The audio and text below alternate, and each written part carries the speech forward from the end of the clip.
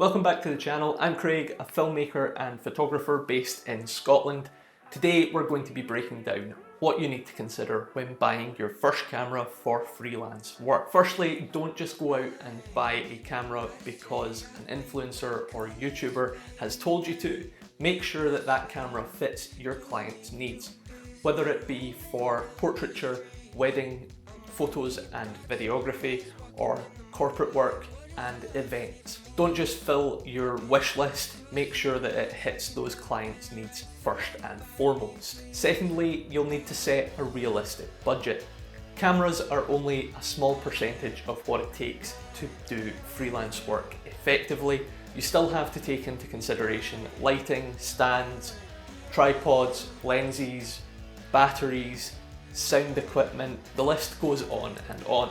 Don't just go out and buy a £600 camera body, as you will still have to fulfill all of these other elements to ensure that you can complete the work satisfactorily and even exceed the expectations of your client. A happy client is always one that will return to you down the line. Now, possibly the biggest debate you'll have with yourself is whether to go for a DSLR or a mirrorless camera.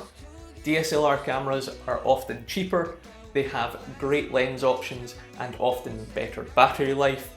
However, mirrorless cameras have great autofocus options. They also have a plethora of other options that you can get with them, and they're lighter and more compact. If you're getting into the freelance game, most likely you will be going for a mirrorless camera option.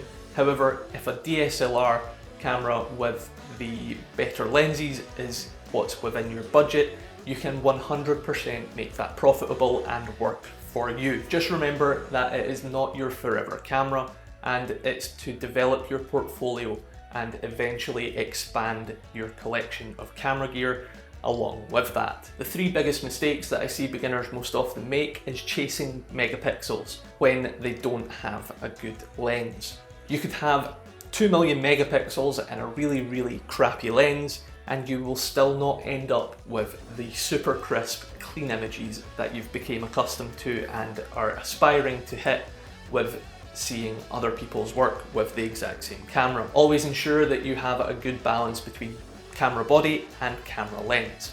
There's also the factor of ignoring video options when it's what the client has actually asked for, and you can't deliver the quality that they're looking for, and by doing so fall short and sour that relationship. And again, the third mistake that I see often made is blowing the entire budget on the camera body, which ties into the first one, and not putting aside enough for a decent lens and shooting on a really cheap kit lens.